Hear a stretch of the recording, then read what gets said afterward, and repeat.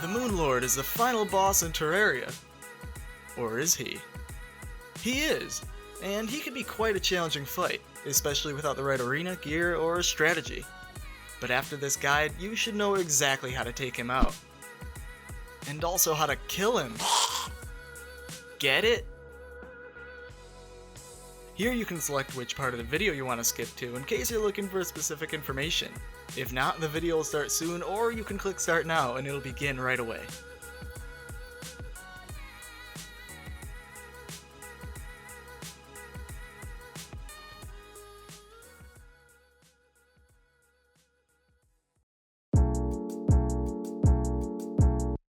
After defeating the lunatic cultists, then the 4 celestial pillars, the message, "Impending Doom approaches," will appear at the bottom of your screen. 1 minute later, the Moon Lord will spawn. No matter the outcome of the fight, the cultists will reappear at the dungeon entrance at the start of the next day to start it all again. You can also summon the Moon Lord with the Celestial Sigil, which is crafted using the 4 types of fragments you get from the Celestial Towers and an Ancient Manipulator. But you can't summon him if the lunar event has already started, or if you haven't yet defeated Golem in your world.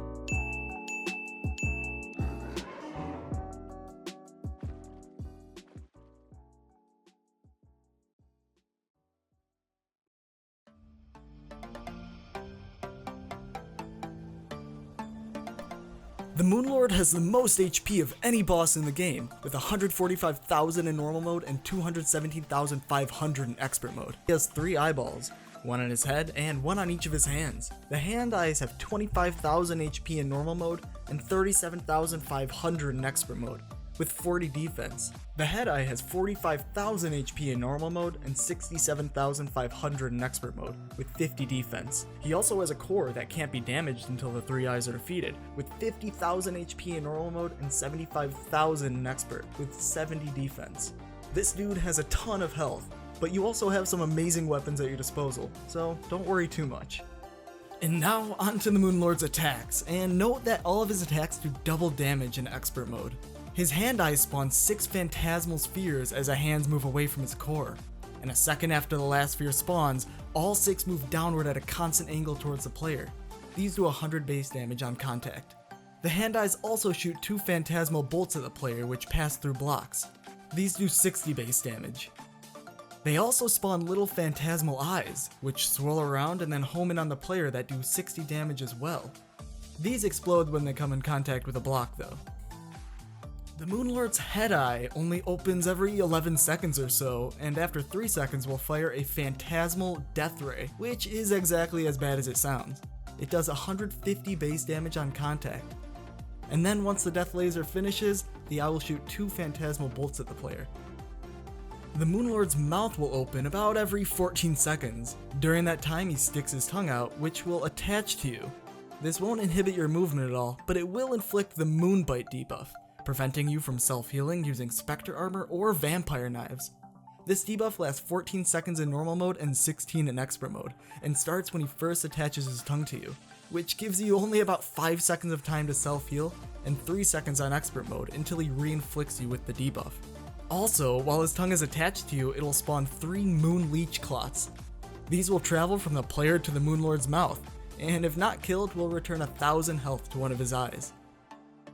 Once you defeat one of the eyes on his head or his hand, it'll spawn a true Eye of Cthulhu. This will cause the eye socket of the eye you killed to inflict 80 melee damage on contact. The true Eye of Cthulhu cycles through 4 attacks, and does a base damage of 60 on contact. It's completely invincible, and can only be defeated by killing the Moonlord himself. When the true eye first spawns, it'll shoot 2 phantasmal bolts at the player, dealing 70 base damage.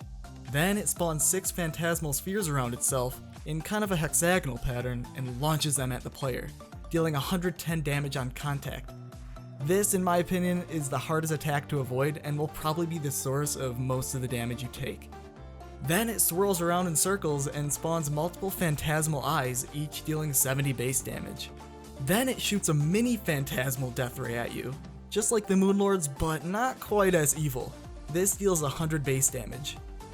And finally, it spawns more phantasmal spheres around itself and launches them at the player. After that, it repeats the attack cycle from the beginning.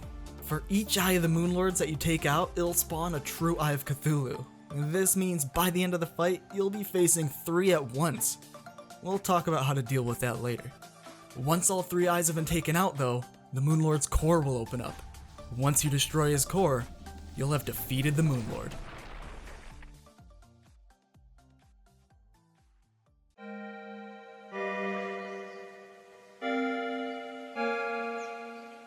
The Moonlord requires a certain arena based on the strategy you're using, either just a flat ground and open sky to fly around and avoid his attacks, or an arena with the ceiling to physically block some of his attacks. For my strategy, I prefer the arena with the ceiling. I think it makes dodging the attacks a bit easier, and the fight a little more controlled. Start by clearing and flattening a large area. Then cover in asphalt, which is crafted in a Blend-O-Matic combining stone and gel. I recommend the arena be at least 300 blocks across, which seems large, but you run out of room quickly while fighting, and honestly, the more the better. About 35 blocks above, build a row of platforms, all the way across. Above that, around 10 blocks, build a 2-layer block ceiling. You can use any blocks you want for this. I'm personally using meteorite just because I think it looks really cool. The ceiling will block the Moonlord's phantasmal death ray. The catch being that you have to fly up here before he attacks, but that's a lot simpler than flying circles around him. If you're using a weapon that can't pierce walls, you can put some openings in the top wall to quickly start damaging the eye after the ray has passed over you, but you can also just as easily move back down onto the asphalt after the laser passes over you, and the eye will be in range again. You should also place campfires all around your arena, which gives you a health regeneration boost. If you didn't know, sunflowers actually give you a 10% movement speed bonus, so I tend to place those in my arena too. I definitely also recommend some heart lanterns and stars in a bottle. Star in a bottles? You know, I never know what it is, but you know what I mean. If you want some extra buffs, which, why wouldn't you? You can place items like a crystal ball, a bewitching table, a sharpening station, or an ammo box. You can also add honey somewhere as well for the extra regeneration, but personally I don't really bother with this as I think I take more damage attempting to jump in it than just focusing more on dodging attacks. Another strategy is to carry a bucket around and dump the honey on yourself every 30 seconds, but I don't generally bother with that either. That just seems like way too much work for not that big of a benefit. You can also place some heart or star statues if you have them and hook them up to a timer, but I generally don't bother with that either, as I think most players barely have one of each of those. And that is pretty much it. A simple arena, but really effective to fight the Moonlord.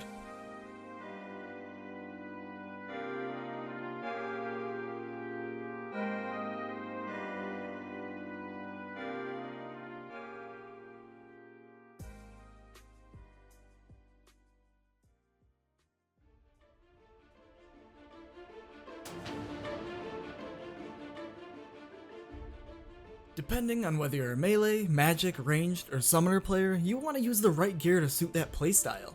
Melee characters should use a full set of beetle armor with the beetle shell equipped.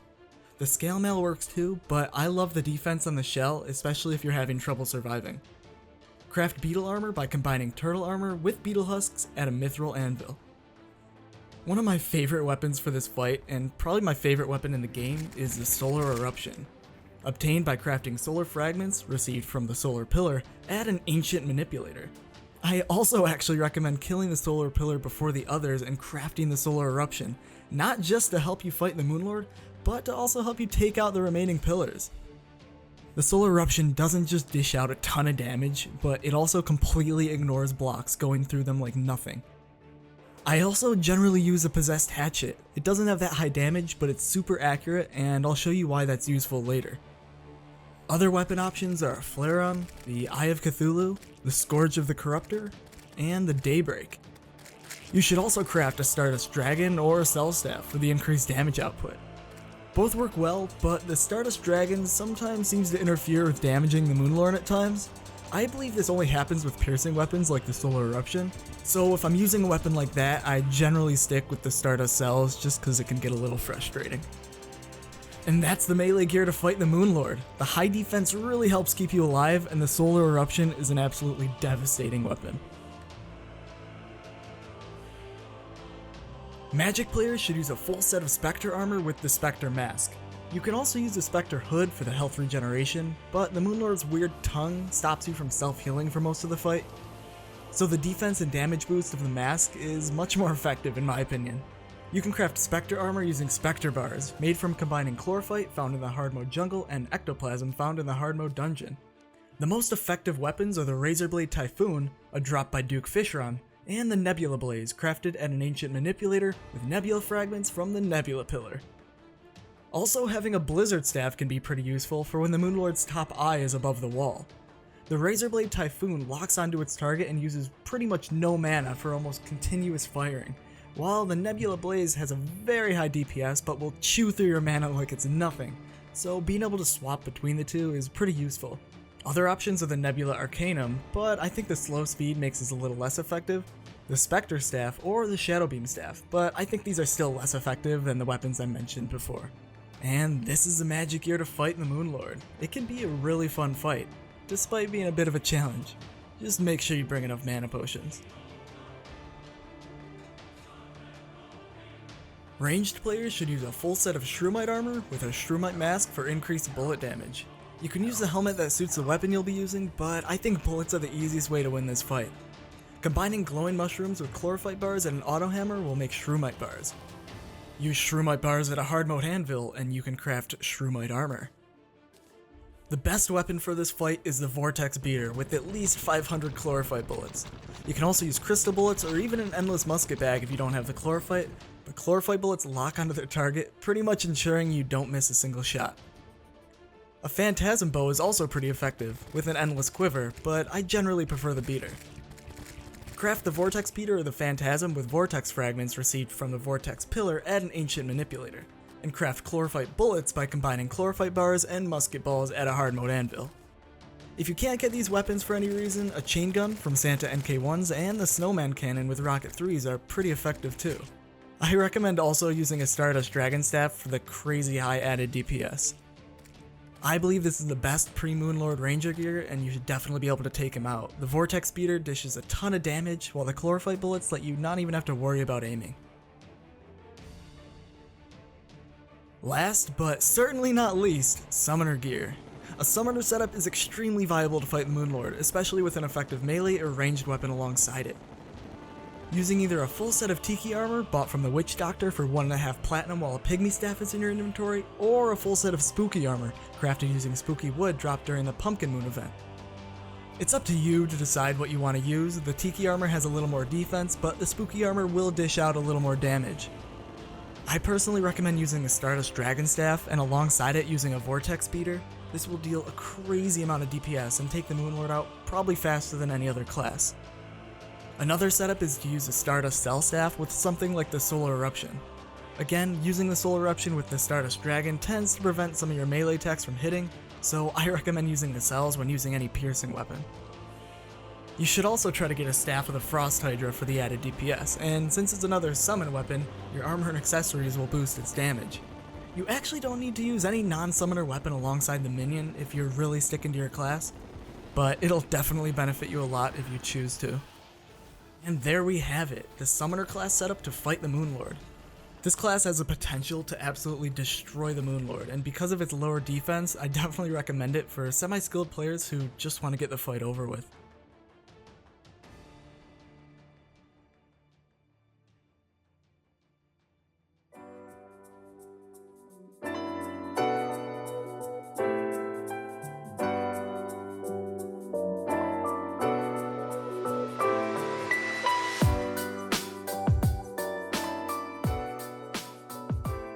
The main accessories I use on all the classes are some wings, preferably fish run wings for their fast speed, frostbark boots or power boost for their running speed boost, an ink shield to avoid knockback since knockback annoys me like crazy, and also add some defense, and finally any cloud and a balloon, or bottle, but preferably a balloon.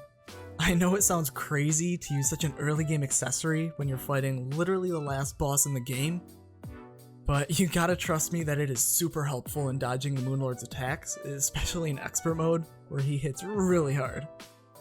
This leaves an open accessory slot for something class specific, defensive, or to help you dodge attacks even more. You can also sacrifice the egg shield if you really don't mind the knockback, or the cloud if you prefer not to use it. Some melee accessories you can use are a celestial shell for its load of boosts, melee speed, damage, crit chance, life regeneration, and defense, with even more boosts at night. A fire gauntlet for added DPS, a yo-yo bag if you're using a yo-yo, or a destroyer emblem or a warrior emblem, which are perfectly acceptable too. As a mage, I always use celestial cuffs just because I can't stand running out of mana, but you can also use a celestial or sorcerer's emblem for the added damage, or a mana flower if you prefer that.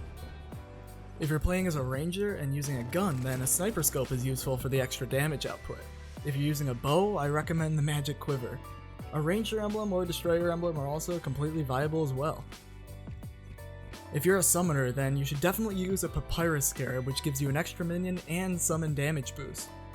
You can also use a necromantic scroll, Hercules beetle, pygmy necklace, or a summoner's emblem. If you want added defense, then a frozen turtle shell can help you when you're below 50% health. Or if you're in expert mode, a worm scarf will just give you a base 17% damage reduction. To aid you in dodging attacks, Master Ninja gear can be pretty helpful. I personally think the cloud allows for easier and more controlled dodging, and I don't really think you need much more than that, but it's totally up to you. Also, it's important you reforge all of your accessories to warding. This will drastically increase your survivability, and in my experience, the extra damage output really doesn't benefit you as much as the extra defense. And there you have it. These are the accessories I use when fighting the Moonlord. Some of these are crucial for my strategy and the way I play, but I wanted to leave it open a bit, so you guys can use whatever you prefer and whatever suits your playstyle.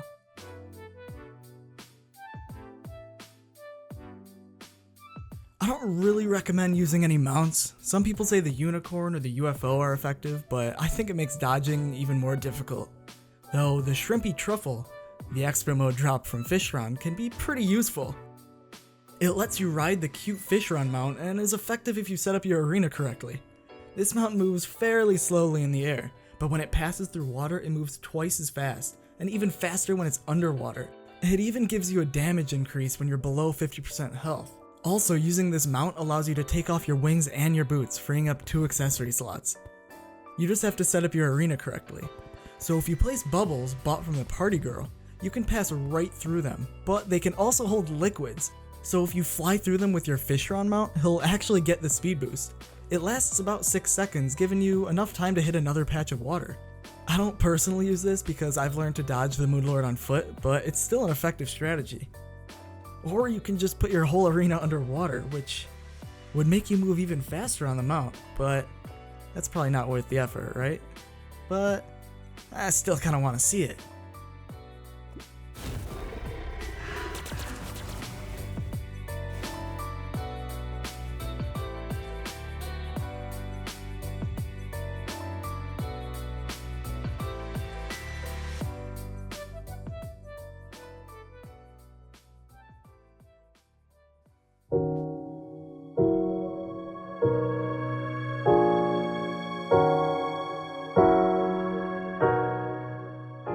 The essential potions you need are an Iron Skin potion, Life Force, Regeneration, Endurance, Swiftness, pumpkin pies, or really any other food item, and super healing potions, which you can craft after defeating the pillars right before you fight the Moon Lord. If you're using a melee weapon, then a Flask of Cursed Flames is a pretty nice damage boost. If you're a magic user, then mana potions, mana regeneration potions, and magic power potions are pretty much necessary.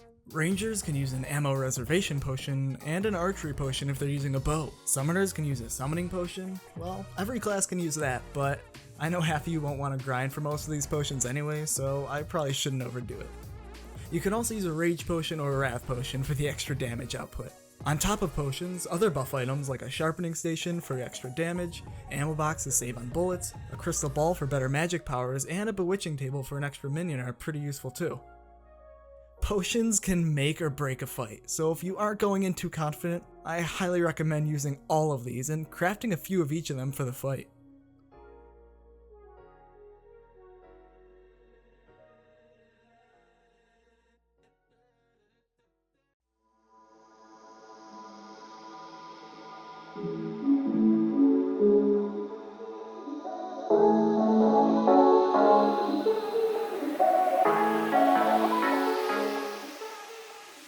The strategy to fight the Moon Lord is pretty consistent among the different classes.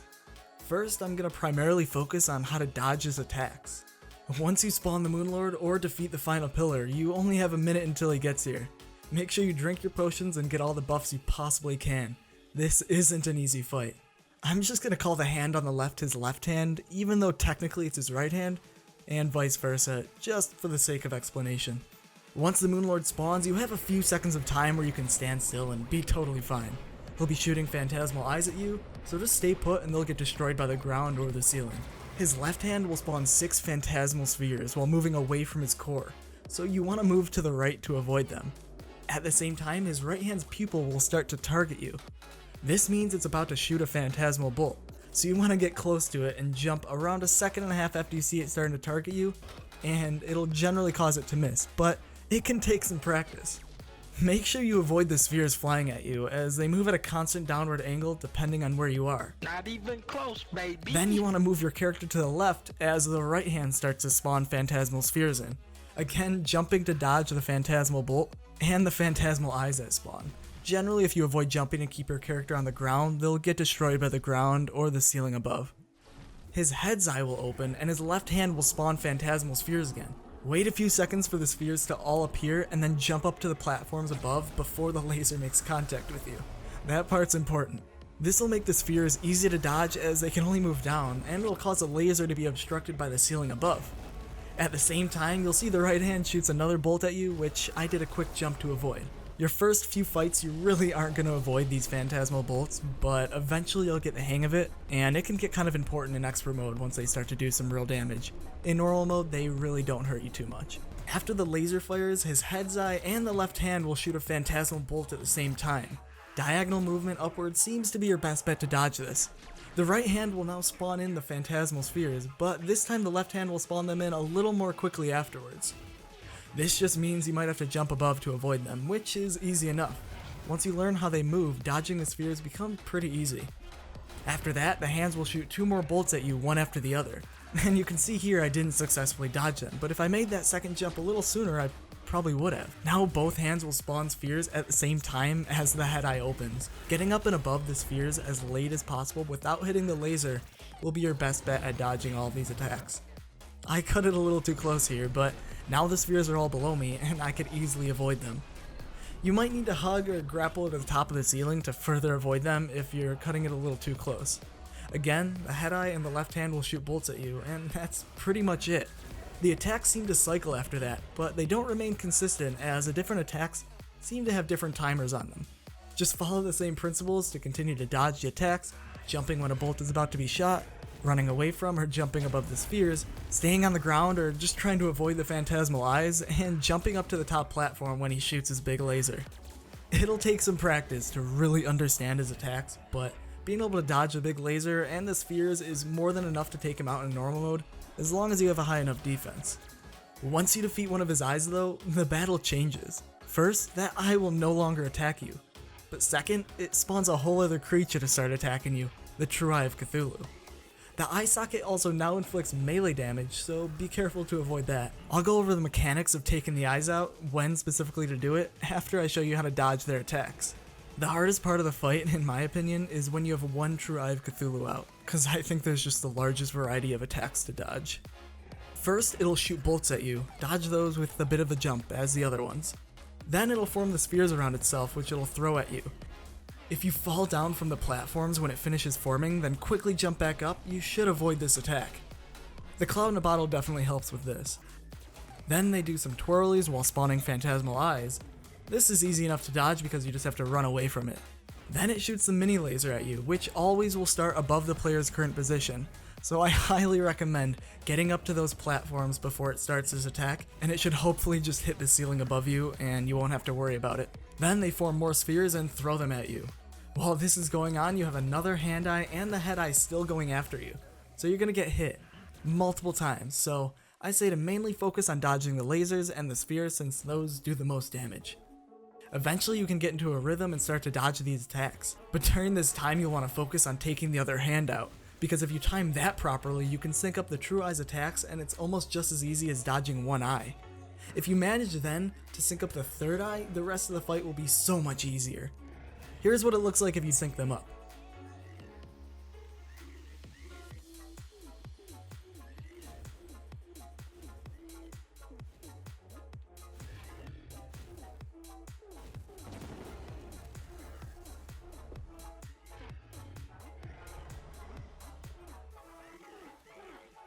Sometimes the challenge of syncing them up just isn't worth it, and it's also really easy to make a mistake and accidentally kill the eye with something like a debuff.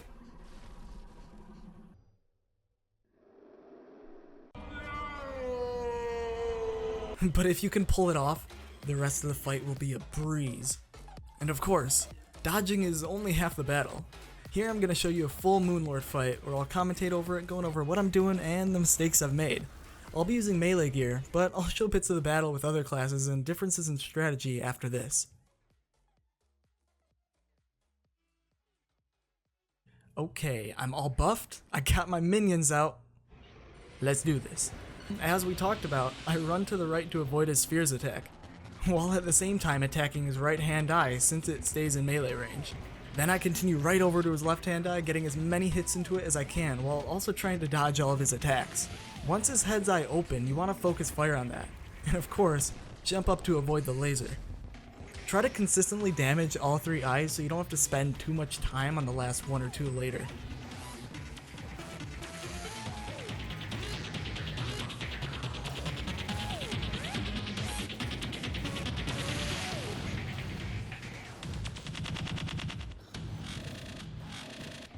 You can jump down from the platforms once the laser has passed over your player.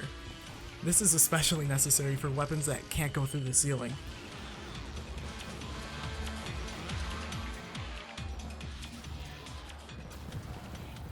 The asphalt gives you an amazing speed boost to dodge the spheres if you get into a tricky spot.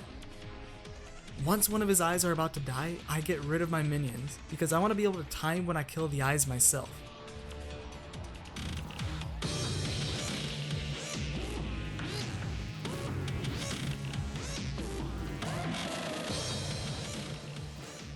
You can see here I wasn't really paying attention to the Moonleech clots and they got past my weapon and healed him 2000 HP. We can make up for it easily enough, but it can throw you off if you thought one of his eyes was about to be killed and it turns out to have 3000 HP left.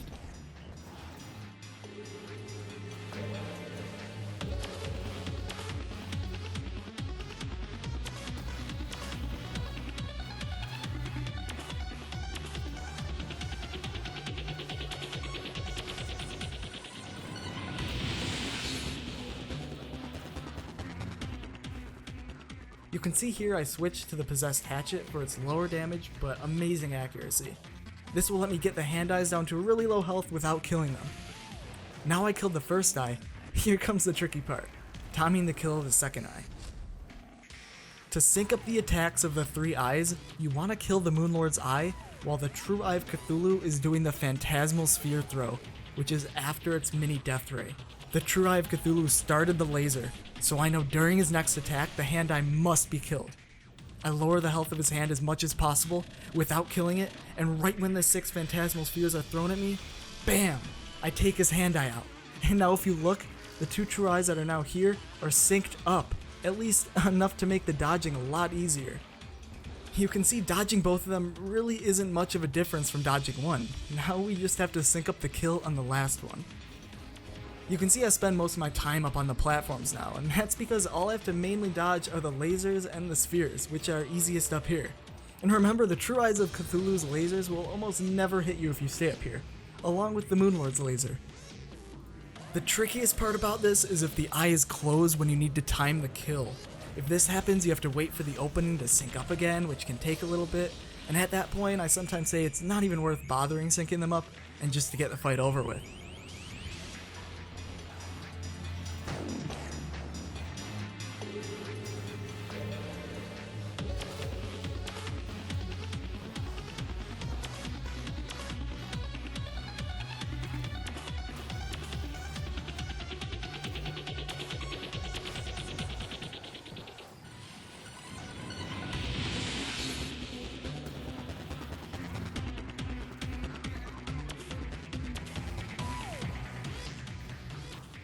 Okay, the eye is open and the true eyes just finished their laser.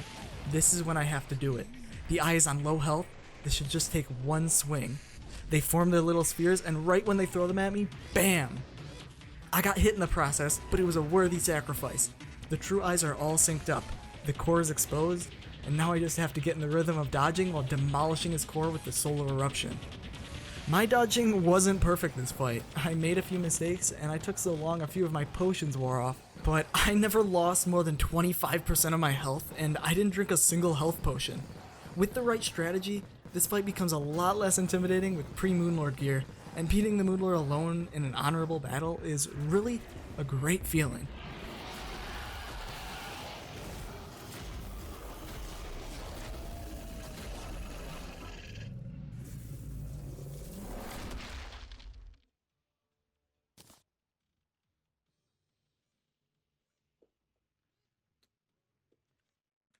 The ranged fight is pretty much the same strategy, except you can't attack through blocks, so I spend a little more time in the air so his hands are exposed. You could also dig a hole in your ceiling for the head eye, but I recommend just going above to avoid the laser, then once it passes, moving back down to attack it. A tricky part about the ranger fight is the Moonleech clocks. Chlorophyte bullets will generally target them and take them out right away. You just need to focus on when they spawn so you don't just burn through your ammo by constantly holding your trigger down. Other than that, the ranger fight should be fairly smooth. It has a crazy high range and a really high DPS.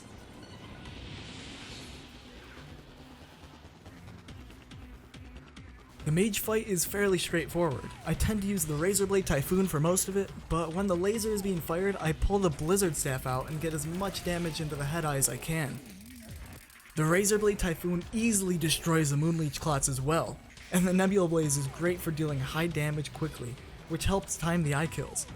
Once the core is exposed, I use the Nebula Blaze primarily as it has super high DPS. It plows through your mana, but it's worth it for the damage.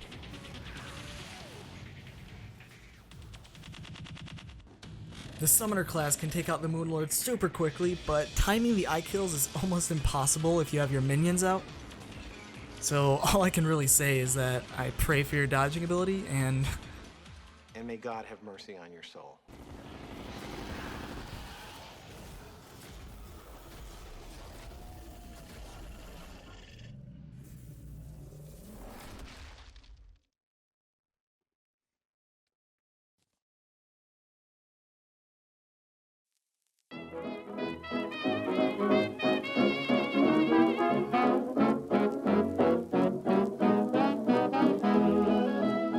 This section is for those of you with no honor, no dignity, no integrity, any word that means you're looking for the easy way out.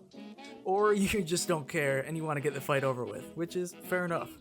There's plenty of cheesy strategies to kill the Moonlord, but I feel like this one is the easiest and the cheesiest. It requires just a nurse, some summoner armor, and a dragon. Build a nice thick little house in your arena and move the nurse there. Turn on auto pause, and then summon the Moonlord. Let your dragon do work as you heal from the nurse every time you take damage. With auto pause, the game will pause right when you click on the nurse, giving you a load of time to just click heal. The nurse will also heal herself when you aren't talking to her, so there's no worry of her dying. That's all you have to do, and you'll beat him in a few minutes. I did this on expert with no potions or buffs besides the stuff in my arena, and I beat it easily. That's how cheesy this is. Moving on.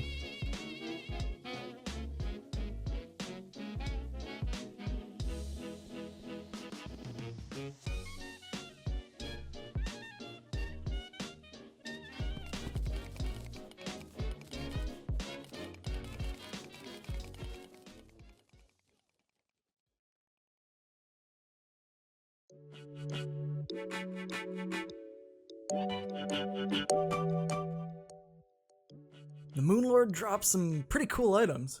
Being the final boss in the game, you'd expect some pretty cool stuff, and he definitely delivers on that. The Moonlord will always drop some Luminite, some greater healing potions, and a portal gun.